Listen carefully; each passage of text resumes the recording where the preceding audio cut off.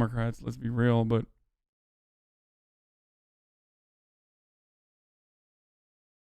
it doesn't matter what slogan people use anyway. Defund the police may not be a great slogan because it can be easily misunderstood and reframed the wrong way, but there's no easy solutions for that, and reframing would happen regardless of what slogan they use. There isn't a right answer, and I'm not going to criticize the people who put in the work if I didn't do the same. Exactly. Thank you for succinctly and in a very clever way describing this position that I hold on to and try to explain to so many people. Like, all we do is sit around and fucking be like, hey, I don't like this slogan. I don't like this slogan. It's a remarkably privileged position to have. Anyway, top of the hour, every hour, 6-second ad break coming to you right now. I 100% don't argue over the slogan because it just feeds the other side. Solidarity created a mainstream BLM movement. Thank you. Exactly.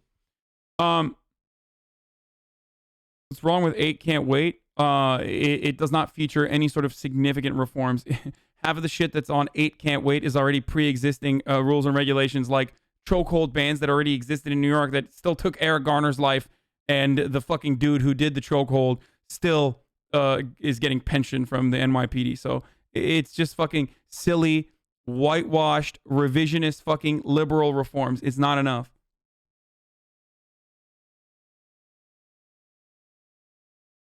Anyway,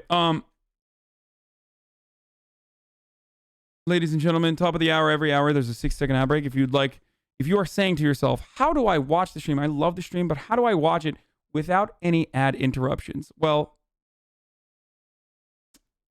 you can subscribe. Now, you can subscribe for free or with $5 a month. $5 a month might be a lot, so you can just yoink someone else's Amazon subscription and connect it to your Twitch Prime, and you get one free subscription to your favorite streamer.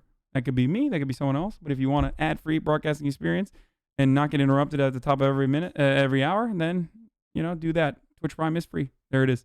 Here's the ad. Kayleigh McEnany earlier today downplaying the threat. What is the mindset of the White House right now? I mean, is this just like a Westworld of any man for himself at this point?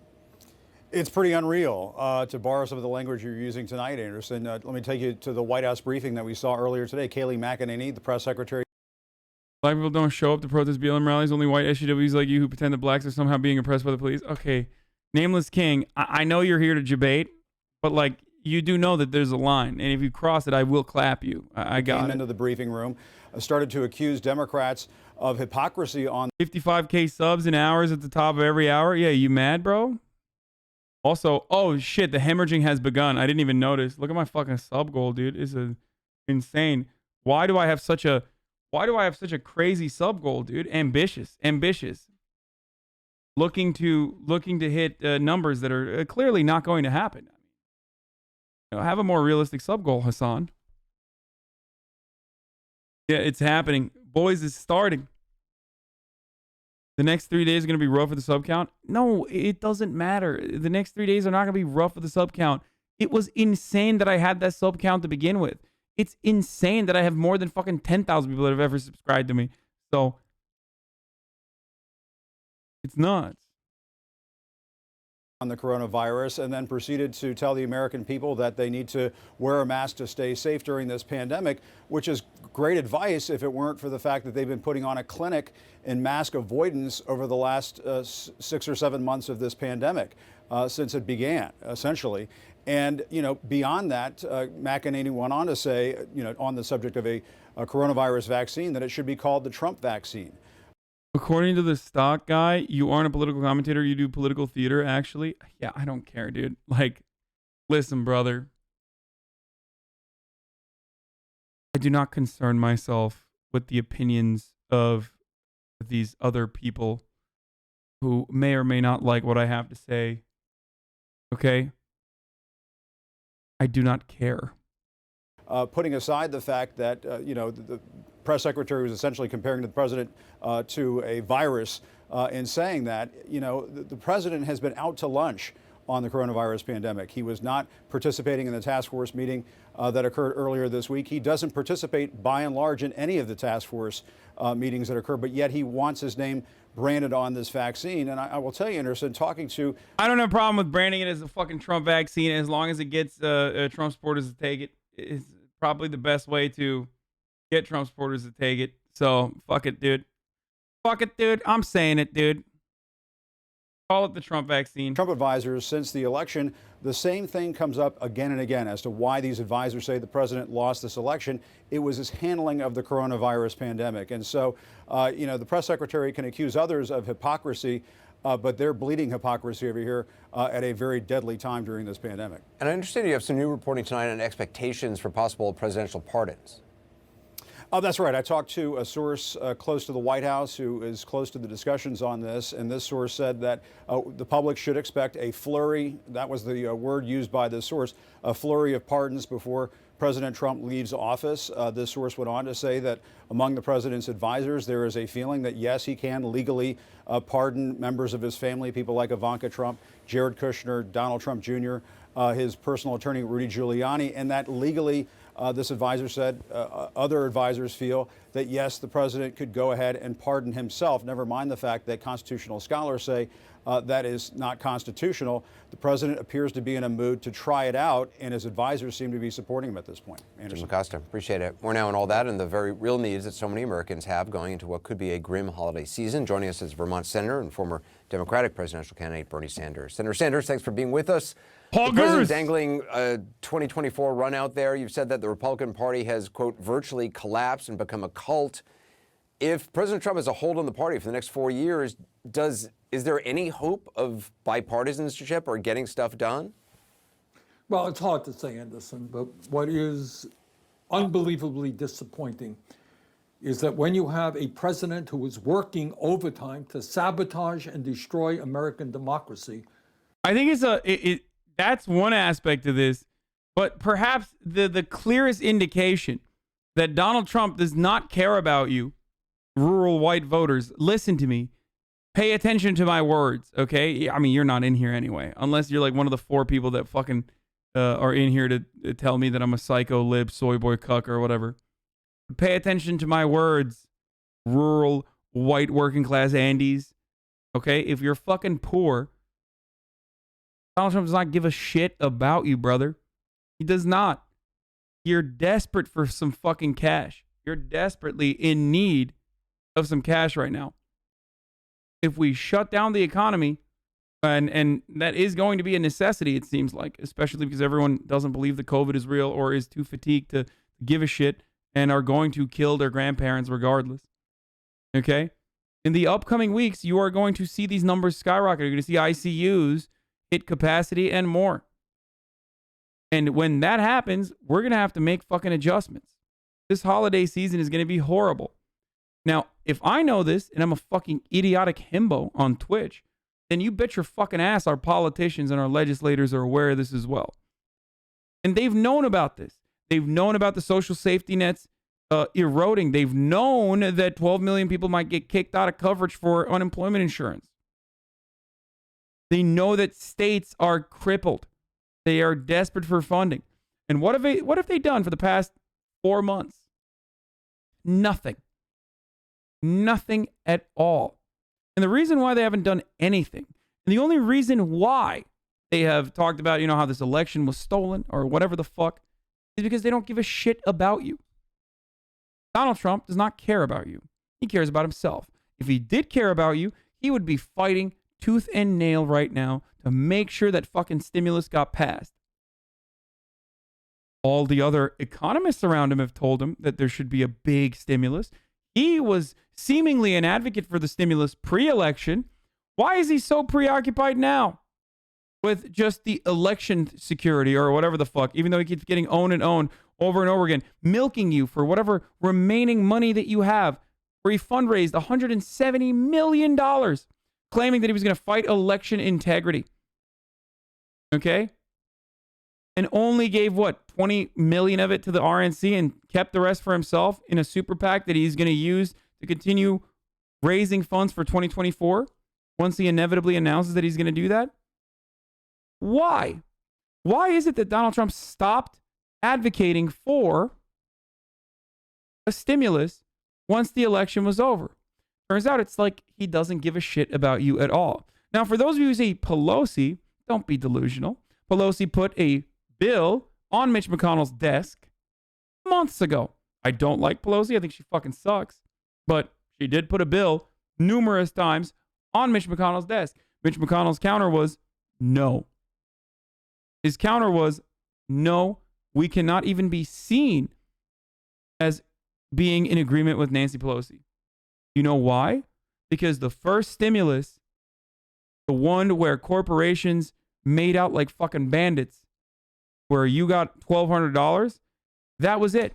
We gave all the money to the corporations. There's no more need. Because their interests are more important to the Republican politicians. They are the real constituencies that they care about. They're corporate benefactors. You are not even remotely important. You are just a vote pig. You go out, you get agitated when you watch Fox News, and then you go out and you vote for daddy. Just like a good boy. That's it. And now you're suffering. And you're getting more and more angry. The television man is telling you that it's because of the liberals. You get even angry at the liberals. But guess what? It's not like the liberals were in power for the past 4 years. And even when liberals get in power, they're probably still not going to have power because they're cucks. And they don't give a fuck about you either. But at least they make an argument for you sometimes. At least they accidentally land on the right side on certain issues.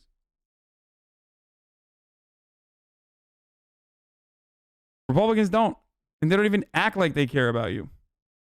That you don't have more than a handful of Republicans who have the guts to say, yeah, Joe Biden is president. It was a fair election, and let's go on. The degree to which they are intimidated and frightened by this president is unbelievable. And it makes me see the Republican Party today as kind of a cult of the individual, that individual being Donald Trump. I mean, the best case scenario for Democrats is to gain control of the Senate with a 50-50 split with Vice President Harris, then casting the tie-breaking vote. They would both need to win both Georgia runoffs, obviously, for that to happen.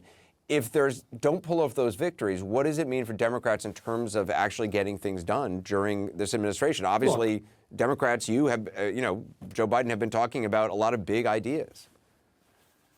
I think the American people right now want a president who... Democrats only also care about corporations and donation money? Certainly, but there is still... You can look at their advocacy, right? They do care about corporations, for sure. And it's not enough. Their relief efforts are not enough. But you can't really say that they haven't at least tried or made it seem like they fucking give a shit about workers. They did put together a proposal. Like, they did. That proposal had necessary funds. Republicans are the ones who said, fuck no. So, sorry, as much as I hate Nancy Pelosi as well, you can't deny that. Understands that the times we are living in, Anderson, are probably more dangerous than in any time since when Franklin Delano Roosevelt took office in 1932. So you got the COVID pandemic, which has to be dealt. You got an economic collapse. Millions of people tonight are struggling to put food on the table. You got millions and millions of people who have lost their health care. They are unemployed. All the while, we're seeing a massive increase in income and wealth inequality. And I think what the American people want is for Joe Biden to get out there and say, you know what? We got a crisis, and I am going to act decisively.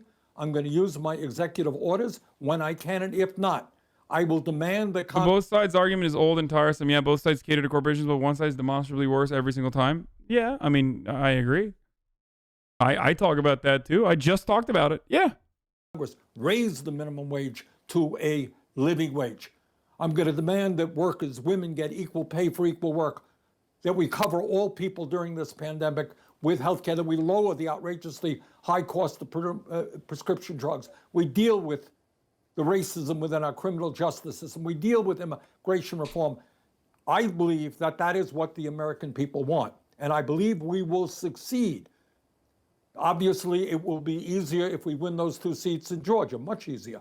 But even not, I think that is an agenda that the working people of this country want, who are today in worse shape economically than at any time since the Great Depression.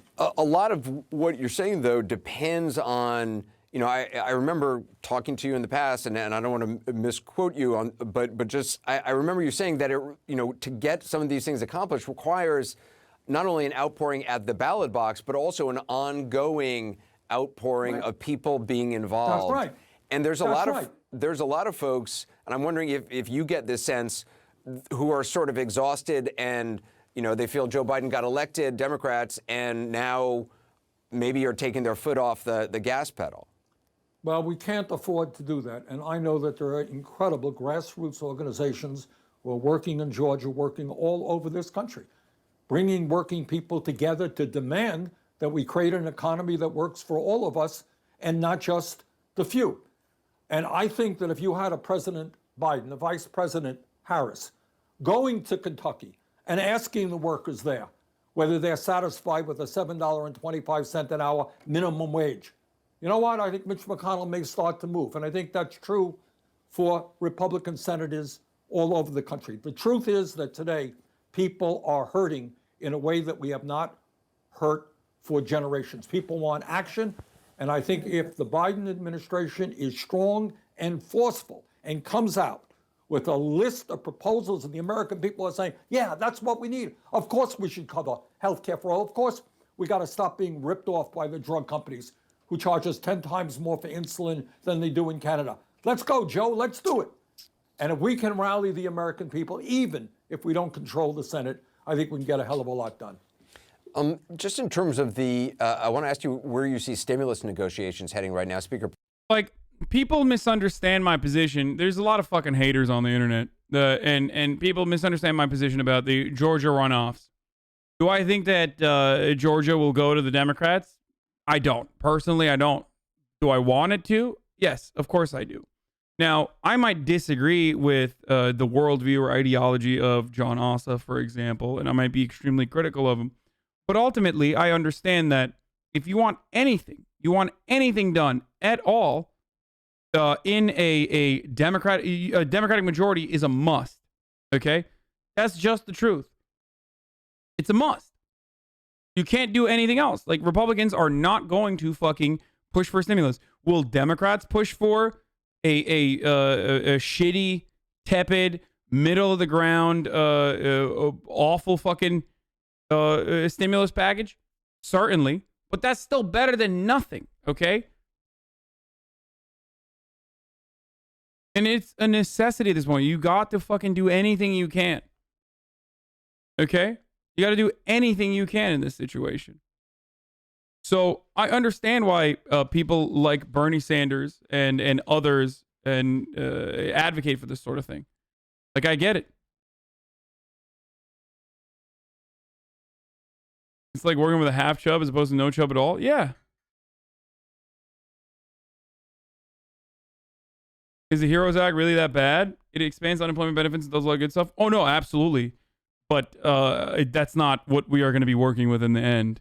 We are probably going to end up pushing the bipartisan compromise bill that came out recently that we looked at earlier, that even features a, albeit shorter, but still a liability protection for small businesses and corporations, at least for the duration of coronavirus, or at least for the next 5 months, for example, that can be expanded upon later down the line. But like, that compromise bill is what we're going to end up, that compromise bill is what we're going to end up fucking pushing.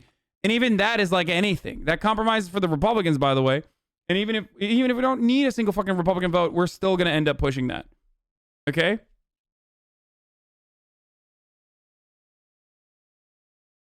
Democrats have stated it's a base. They are pushing for much more, apparently, especially for back pay for unemployment benefits. Yeah.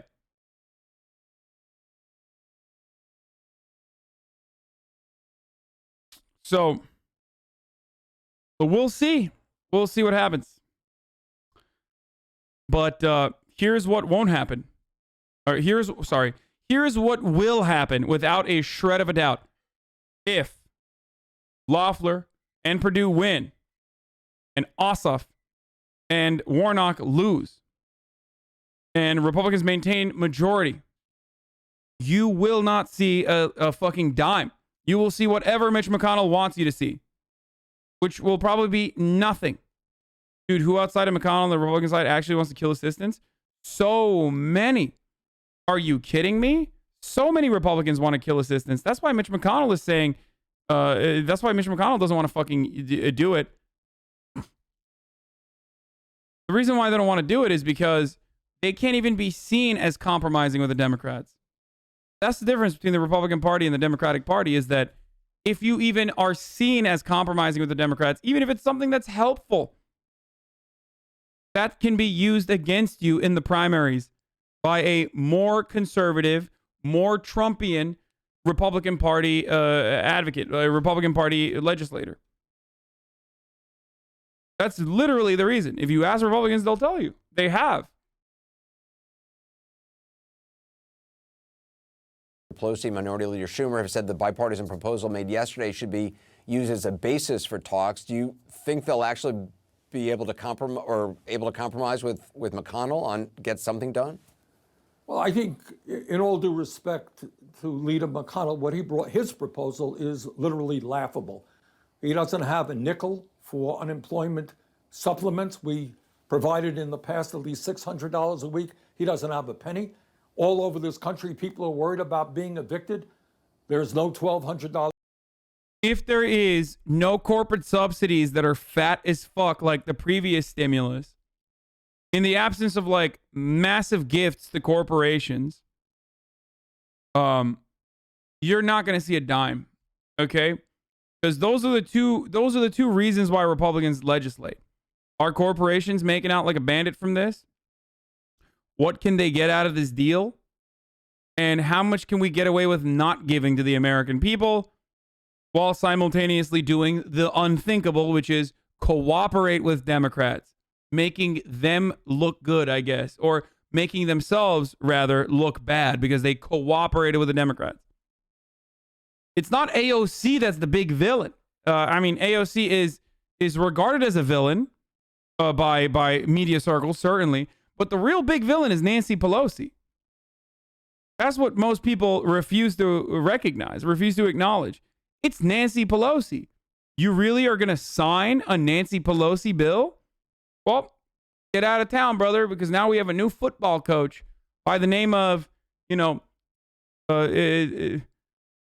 Tuberville, who is now going to, or swashbuckling Buckley, who's now going to fucking primary you. Shit. Sorry. Yeah, he believes COVID is fake, unlike you pussy. You work with Nancy Pelosi to give the fucking poor his money.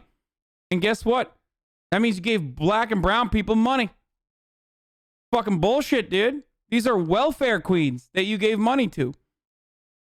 That's it. That's how it works on the Republican side. That's what they're afraid of.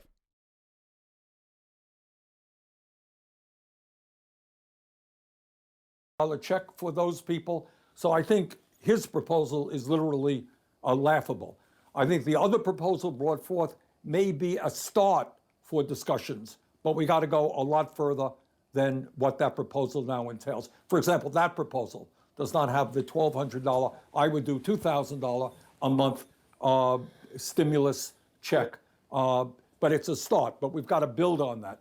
The last time you and I spoke, you said that the progressive movement deserves a seat at the table of the Biden administration. You've since said you'd accept the job of Labor Secretary if President-elect Biden asked you to join the cabinet. I want to play what Biden told the NBC last week when he was asked if he'd talk to you or Senator Elizabeth Warren about cabinet positions. Let's listen. I've talked to look, as I said, we already have significant representation among progressives in our administration, but there's nothing really off the table. But one thing is really critical. Taking someone out of the Senate, taking someone out of the House, particularly a person of consequence, is a really difficult decision that would have to be made.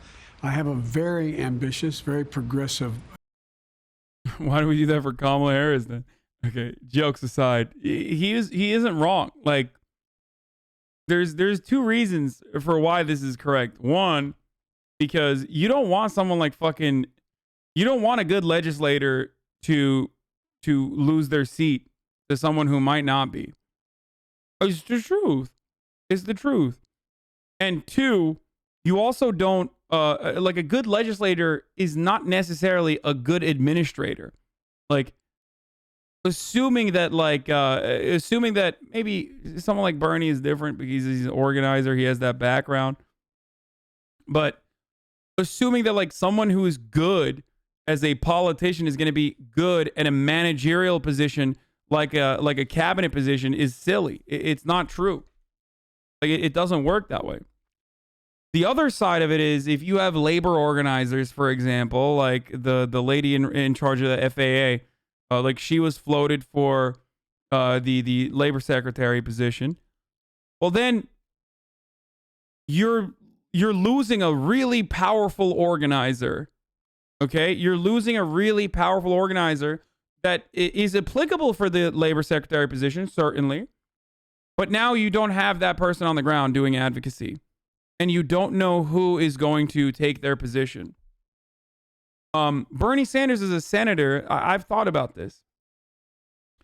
Bernie Sanders as a senator is irreplaceable. Bernie Sanders in a cabinet position is fireable. That's also the truth. And then if you're fired, you can't go back to the Senate. You're fucked. You're now gone. You're done.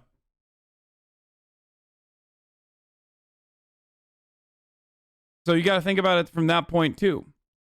So he's not entirely wrong with his takes on this agenda, and it's going to take really strong leaders in the House and Senate to get it done.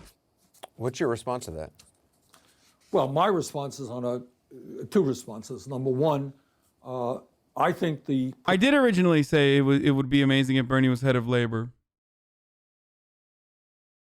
I did say that. I'm going back on it. I've thought more about it. That's what I'm saying. Yeah. I originally said Bernie would be amazing as head of labor. And I thought about it further. And the reasons why I just gave you are the reasons why I think this would be better for Bernie not to be on that. You can call it a backpedal or backtrack, but I just thought about it further. Progressive movement. I mean, there are other people that you could absolutely put in positions of power that Joe Biden is not going to do. And the reason why he's not going to do is because he just doesn't want progressives in positions of power in his cabinet. In America probably constitutes, 35, 40% of the Democratic Party. And I absolutely believe that that movement deserves representation in the Biden cabinet. On a personal level, look, I am a very happy U.S. Senator from the great state of Vermont. If Democrats... Does that same logic not be applied to Bernie being president? No, it can't be, because it's not a fireable position. Like, you're the party leader. You're the leader of the entire movement. You're now all of a sudden the top boss. Your labor secretary, you have limitations. Like, when you're president, it makes up for the lack of limitations and the lack of hurdles. It makes up for the negative consequences of like you losing out on a position in the Senate. Control of the Senate, I will be a chairman of a very important committee. So I'm content where I am. But I do believe that the progressive movement deserves strong representation and has earned a strong representation in the Biden cabinet so that we can go forward and fight for the needs of a working class and a middle class today that are really hurting. Senator Sanders, appreciate your time. Now, last night, something happened on this.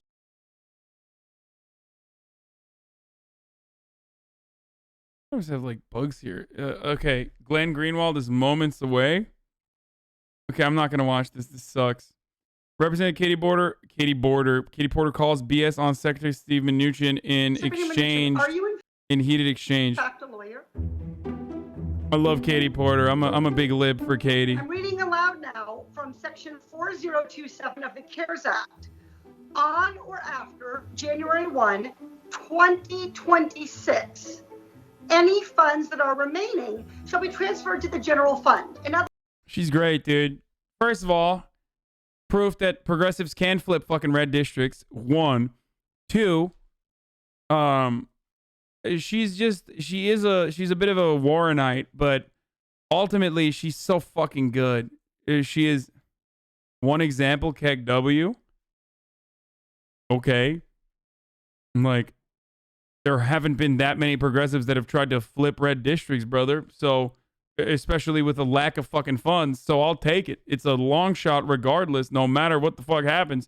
So when someone is able to raise enough funds to be able to be competitive in a red race, I think that's a pretty fucking big deal.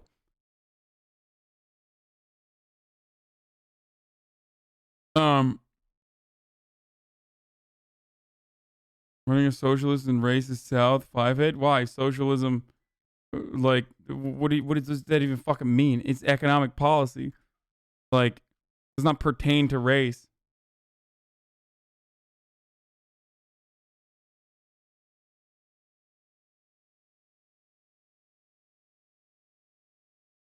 In other words, set back to the Treasury. Secretary Mnuchin, is it currently the year 2026? Yes or no? First, let me comment. I do believe there's an economic emergency. Mnuchin, You're putting words in my time. mouth that are not correct. Second of all, okay, the answer is that 4027. The time belongs to the Madam gentle Chair, lady. Reclaiming my time, Mr. Mnuchin, would you start by answering my question, and I will ask you others. Is today the year 2026? Yes or no? Of course it's not 2026. How ridiculous to ask me that question and waste our time. Well, Secretary Mnuchin, I think it's ridiculous that you're play acting to be a lawyer when you have no Actually, legal I have degree. plenty of lawyers at the Department of Treasury who advise me, so I'm more than Mr. happy Mnuchin? I'm more than happy to follow up with Chair Waters and explain all the legal provisions and the ranking member. So more than happy to make that access. Secretary Mnuchin, are you in fact a lawyer? I do not have a legal degree. I have lawyers that report to me. Thank you. Chair Powell, are you in fact a lawyer? I am a former lawyer, a recovering lawyer. You have a legal degree, correct? Yes, I do. Okay. So, Secretary Mnuchin, you're trying to tell Chairman Powell to send over any remaining funds right now, and you're claiming, falsely in my opinion, that that is what the law says. And you've gotten into a disagreement with someone who's actually a lawyer. Are you a lawyer? And you're not listening to Congress, which actually wrote the law about what it says. Okay, actually, I wrote the law with Congress for what it's worth. And by the way, it's not 450 billion he's returning. I think it's approximately 175 billion. Reclaiming my time, there was no question there. Secretary Mnuchin, the CARES Act already says in Exhibit 4, in Section 4027, it says that you have to stop making any new investments in Fed lending programs at year end. It doesn't say that the Fed programs must stop making loans or purchases. You are making a decision that does not align with the statute or congressional intent. The gentle lady's time has expired. This was such a bad video, though. Check this out. In Manitoba, our premier is going mask off with his racism against indigenous people. No, we're not doing that. The problem here is that Katie Porter has a bad streaming setup and he can step on her. What is this? Just hopped on the stream, just woman who's flustered? No, she's not fucking flustered. She has a lot better videos, to be honest. It's the striking old indictment by Adolph Reed, by the way. What is this? Over. But we end up with a Republican, a Rockefeller Republican in blackface with Barack Obama. So that our struggle in regard to poverty intensifies. That's a pretty rough assessment of President Obama. Oh, that's what Amy Goodman's not gonna fucking. She's way too woke to let that slide. Like we have. That's what we have. Richard Nixon is to the left of him on health care. Richard Nixon's to the left of him on guaranteed income. And the same policies in terms of imperial foreign policy is at work. I mean, I'm glad there was not a right-wing takeover. after Joe's nomination. But we in. People think that Obama is Martin Luther King Jr. Excuse me. Martin Luther King Jr. shed blood in Memphis From that blood and the soil in which that blood was mixed sprouted every ability of black people in a post-King era to survive. When that martyrdom rose up, it was 40 years from King's assassination to Obama's inauguration. So don't tell me you stencil his face next to King's and they're the same. You think Obama is Moses. He is not Moses. He's Pharaoh. Black people think. Did you know Cornel West was in the Matrix? Wait. I've been hardened by the fact that new members of Congress like Cory Bush and Jamal Bowman are finally pushing back against and critiquing Obama. As a detail here, it is absolutely essential to destroy his cult if the left is to ever be successful. So didn't isn't this dude, what's his name? Am I mistaking him for someone else? Not fucking Farrakhan. Fuck Farrakhan. Michael Eric Dyson. Isn't Michael Eric Dyson like a huge Obama simp now? Am I crazy? He's like a gigantic lib now. I didn't even know he fucking said that. No, it's not Reverend Wright. He didn't say motherfuck America. No. All black people are the same. Pepega. Wait, what? No. Michael Eric Dyson once debated Peterson, by the way, which was a pretty good one. I like that. But black man attacking Obama is so cringe. Why? What the fuck do you mean? A black man attacking Obama from the left is not cringe. What the fuck are you talking about?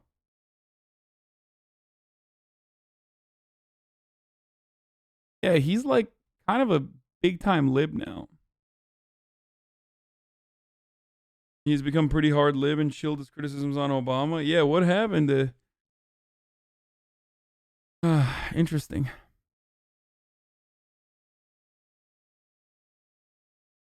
It's cringe to use it as evidence for all blacks' opinions. Who's doing that?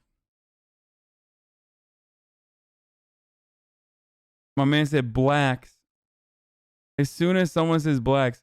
Oh, Lee Fong had a take that this young Walken is criticizing. Why would any hyper-educated lefty care about the rhetoric that resonates with people who shop at Walmart? For the prep school left, politics is a fashion statement, a way of showing off exquisite taste and subcultural knowledge. The phrase shop at Walmart really punctuates how people like this have an understanding of class that is largely based on cultural signifiers and consumption choices. It's faux populism obsessed with rhetoric and aesthetics with absolutely no grounding in anything material or tangible, a totally blinkered worldview. Not sure who needs to hear this. And I see this a lot, man. I'm seeing this a lot with people that I have respect for, with people that are really caught up, in like being the fucking whisperer of the working class, I guess, on Twitter. And that shit really frustrates me because it's just like, it's culture war shit. Like you're literally fucking getting caught up in the culture war shit when you do that. Like the anti-IDPOL left is unironically doing IDPOL where like you have removed the material analysis from your argument and now have made class position into a shell and basically an identity, which is so weird. Like, it's so odd that you like have this point of view. You who are you agreeing with here? Not Lee. I'm agreeing with this person's take. There is this notion that if you want to be working class, like, first of all, everybody likes to laugh, and people laugh at racist shit from time to time. That's just the reality. Okay, that's just how it works. Like, black people laugh at racist shit, white people laugh at racist shit, brown people laugh at racist shit. It's just racism can be funny from time to time, and there is definitely potty humor.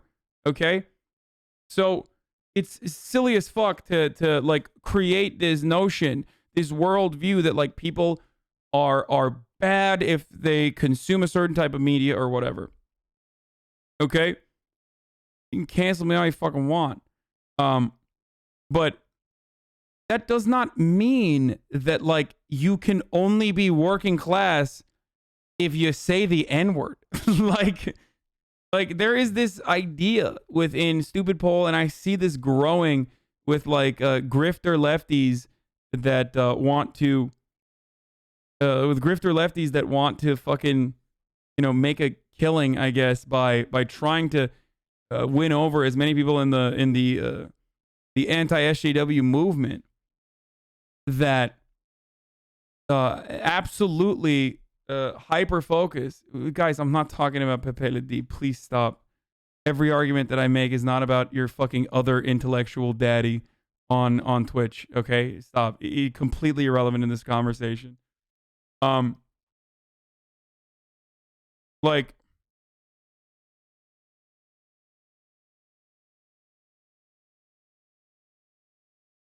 so Terrestrites is the meme. Yeah.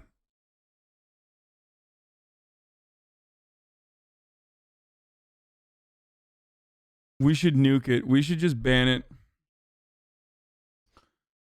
But as I was saying, like robbing, is just equating cultural signifiers to like, to the working class is so stupid because you get suckered into positioning the working class as the white working class, ironically, because it fails to recognize that there are black people in the working class, that there are fucking Latino people in the working class, that there are non-binary people in the working class, women in the working class. Like, the working class in America is incredibly diverse. America, for all of its fucking flaws and failures, for all of its white supremacist roots, is a remarkably diverse country. Okay? It is a project that I personally believe has been successful, regardless of how much people try to maintain white supremacist attitudes and roots. Okay? So, but can you admit that critiquing SJWs from the left is helpful, right, Poggo? It depends on who is saying what and for what purpose. I can't make a sweeping statement like that. Okay?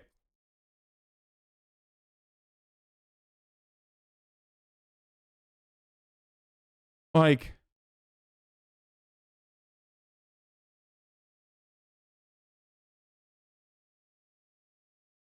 again, thinking that no one in the working class has the capacity to fucking care for one another is silly. Like, or like that, I don't know, making like trans acceptance is like anti-working class is a fucking dumb take. The trans people in the working class too. Okay? It's fucking silly. Now, having said that, that's a point for not compromising on values. But having said that, of course, like, when you're approaching people, when you're trying to appeal to a broad scope of the public, you got to hit them with something that they care about. Kitchen table issues that they give a fuck about. Okay? Trans people are majority working class. It's ridiculous. Yeah, exactly. It's not fucking, like, it's not Elliot Page and Caitlyn Jenner. Okay? That's not, that's like outliers. Or Laverne Cox, right? I think is another famous trans person. Like, these are fucking outliers. Okay? It's random people that you see at the fucking grocery store. Okay? Like, they're at the cash register. People that you didn't even know are fucking trans. Like, that's it. Anyway.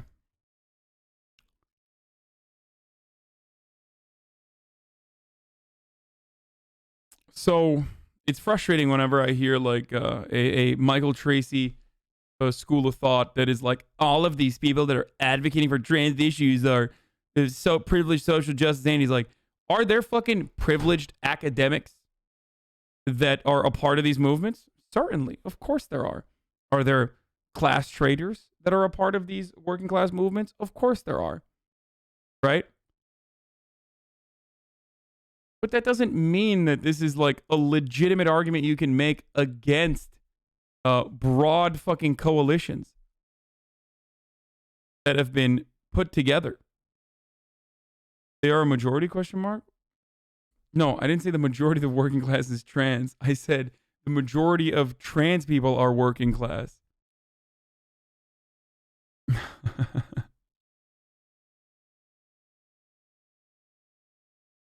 It's such a silly fucking take. Part of the silliness of like the privileged academics argument is like, motherfucker, what do you think adjunct professors make? Like, they're working class too, bitch. What kind of reactionary anti-intellectual fucking argument is this? Where you're like, oh, if you're a grad student, then you're not working. I was like, fuck you, man. These are educators, you dumb fuck. It's so stupid. Adjunct professors make less than fucking grocery store baggage people. And you're out here being like, if you're a graduate student, like, you're the fucking elitist.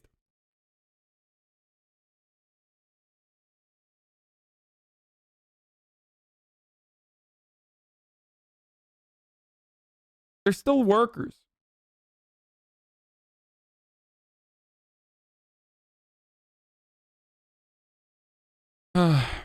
Lee is not calling out cultural signifiers. Unfortunately, Lee is doing the cultural signifiers. And they always do this. So many people that are like this is the same argument of like anti-SJWs hyper focusing on identity to the degree that SJWs can't even dream of. Do you understand? It's the never ending cycle of like, I hated the SJWs so much, I became one of them. Like,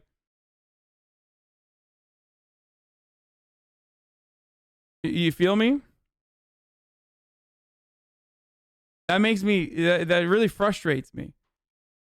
And I'm sure you know people like this, okay? I'm sure you know some people in your proximity on social media and stuff that you have seen throughout the years like turn into this person where they just literally keep telling you new shit that you didn't know about. Like, they hyper focus on matters that pertain to identity just to belittle it more than a fucking a salaried employee at BuzzFeed does in 2016. They have become isn't this man-spreading shit so crazy? People with the same intensity as those who wrote 1 million articles about manspreading. It's dumb.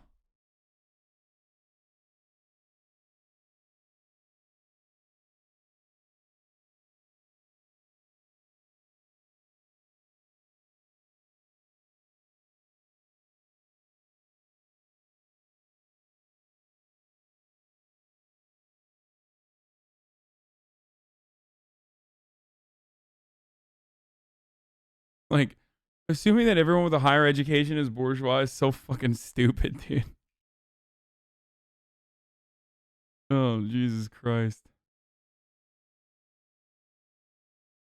Don't you think the AOC bit was wrong a couple weeks ago with her interview with Jake Tapper? She said that Obama was able to withstand the Republican obstructionism the best he could. I disagree with that notion. He was weak on Merrick Garland and gun control. I mean, at that stage, there wasn't that much that he could do. You know, he could have fucking fought back harder, but he was limited to the Senate still. You got to apply pressure. If you fucking neuter yourself, if you neuter your own movement before it ever starts.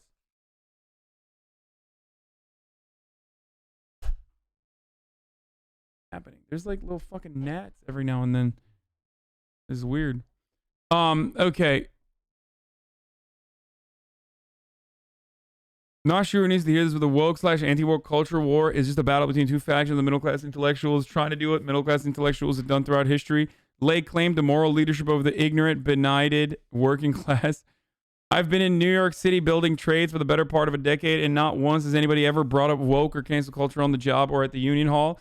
It's just not something people talk about or even know about outside of Twitter or media or college or whatever. Now, that's changing. Like the fucking cancel culture shit is changing because like Republicans successfully turned this into like a mainstream position. It's changing now, but like I don't know, back in fucking like in 2016, this notion that we were like talking about like cancel culture or whatever, it was all around your world, and it's impossible for you to fucking see it as anything but that. But just because it was all around your world and everything you consumed talked about it, did not mean that that was like actually what normal people were fucking occupying themselves with. So dumb. Of course, I don't bring it up in a work environment, but why the fuck would I, lol? It's so far from what brothers and sisters are concerned and talk about like taxes, school, prices, non-union taking our jobs, spouses, kids, and all the material things that actually matter. Maybe you think they have false consciousness or don't know the true danger we face from woke corporations and SJWs, but then you're not doing the populism you think you're doing. You're just ascribing concerns to workers they don't even know they have, lol. Sounds elitist to me. Yeah.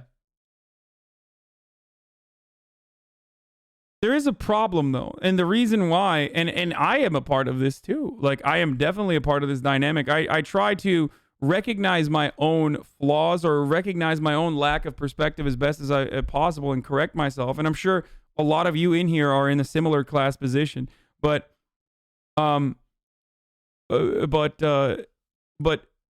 aren't that many like truly fucking poor people that end up making it through the ranks to get to a position like the one I'm in. It comes from affluence. It comes from a comfortable beginning. That's just the reality. So a lot of poor people are too preoccupied with fucking survival that they don't have the capacity to make risks or take risks that I have been able to take, no matter what. Do you understand? So that's part of the reason why you don't really have like a lot of people that truly come from that background, that truly understand it, that can speak to these matters decisively, okay, and with authority. And instead, it's just people that still come from upper or lower middle class backgrounds that have been able to truly advance from the ranks by being lucky and by working really fucking hard. Cenk took a risk, Pepele? No, Cenk isn't it either. He's not. He's just not. So that's why all of the fucking things that we are often preoccupied with on Twitter are things that pertain to a very small subsect of people that then get overrepresented nonstop. Cancel culture is a perfect example of this, right? And wokeness is a perfect example of this. And not everyone has a famous uncle to help them. Yeah, that's why I'm here in this position now, of course, because of Cenk, who decided, you know, no one should watch me and they should go watch Hassan instead. That's why he's redirecting all of his traffic to me. Thank you for describing that. Like, not to shit on Cenk too much, but come the fuck on at this stage. Like, really? Still? We're doing the fucking uncle shit? Really? Jesus Christ. Pathetic. Anti-SJWs are so fucking stupid that they're like trapped in a time suck where they still think this is like 2016 and I'm still working at the Young Turks or some shit.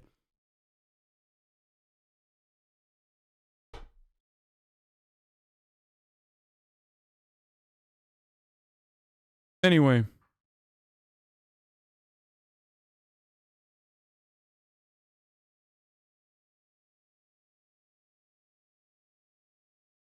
Do you think that the left is too obsessed with diversity rather than the actual ideology of the politician and person that they want to support? What? No. What the fuck do you mean the left is too obsessed with diversity? No. No.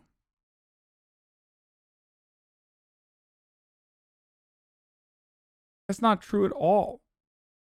The left only cares about what you the values you espouse, the agenda that you have.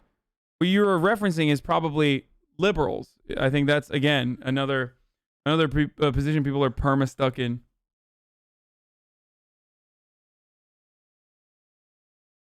Policy-centered views of the widest net to moving people over. I agree.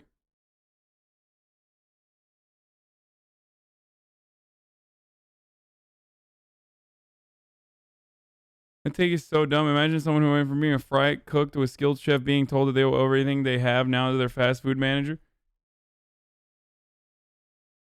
I mean, the fast food manager might have taught the fry cook a few things, which is true. I did learn a lot. But at this stage, it's a little weird to still say that.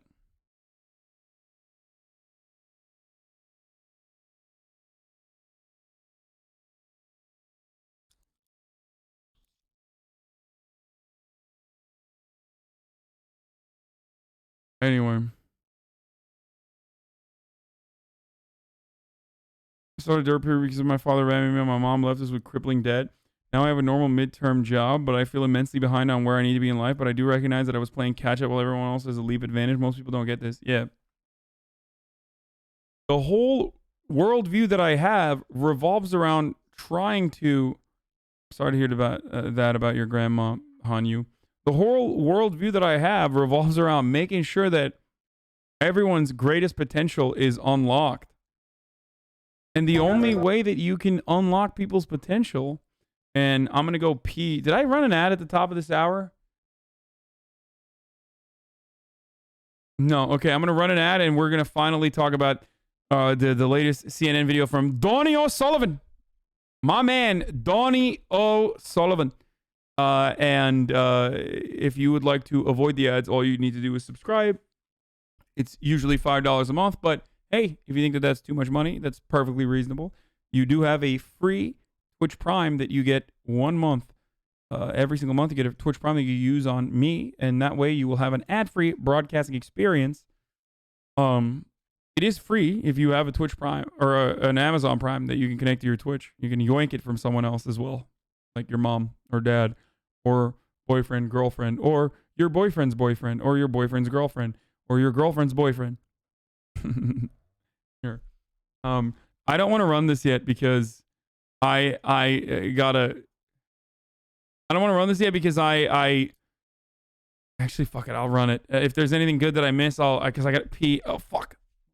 I've been suspended by Twitter a few times. Because I got sick of Twitter. You got censored too much. Censored. She was in jail every other day, so Twitter jail. We just want to exist. We just want to be able to be a part of the conversation. We want to be able to speak on the platform without being labeled, without being besmirched. I mean, it is toxic out there. Convinced that tech companies are biased against conservative views, some Trump supporters have turned to Parler. It touts itself as a free speech social network, one with far fewer rules than Facebook or Twitter. Every time Twitter or Facebook takes authoritarian steps to curate content and act as a publication, it drives more people to our platform, which is a town square. So how is Parler different? You can have free speech. You can say whatever you want. You can voice your opinions. As long as you're not getting people riled up to go out and actually make threats on people. And incite violence, which we don't, never have, never will, then we just go and have our free speech on there. What is something you could say on Parler that you wouldn't be able to say on Facebook? That the coronavirus is not as deadly as everybody says it is. And you could literally post that on Twitter and get in Twitter jail for that. But you could post it on Parler? Yes. No problem. I mean, the CDC says we should be wearing masks. You don't accept that? No. No. You said you were... Okay, I got to run this back. I'm sorry, dude. I got to run this back. I can't miss out on a single part of this. Okay? So I'm going to say something that I've said a million times over, and I know Chapo Boys have said this as well, and I think it's a correct take. That's why they're saying it, and that's why I believe it as well. These platforms are not popular if there are no liberals there, because reactionaries love to react to progress. Okay? Without progressive causes that you can like own, without liberals to own, you are nothing. You have nothing in a vacuum. You are sad and pathetic and alone. That's why you need to be on Twitter. That's why you need to have a diverse group of ideologies that you can shit on. Otherwise, it's not fun. And that's why Parler's not fun, which this person is going to mention here. Suspended by Twitter a few times. Because I got sick of Twitter. You got censored too much. Censored. She was in jail every other day, so Twitter jail. We just want to exist. We just want to be able to be a part of the conversation. We want to be able to speak on the platform without being labeled, without being besmirched. I mean, it is toxic out there. Bro, you're a conservative, brother. That means like your entire worldview is toxic. The fuck you mean? You're not even wearing a mask right now, which I assume it comes along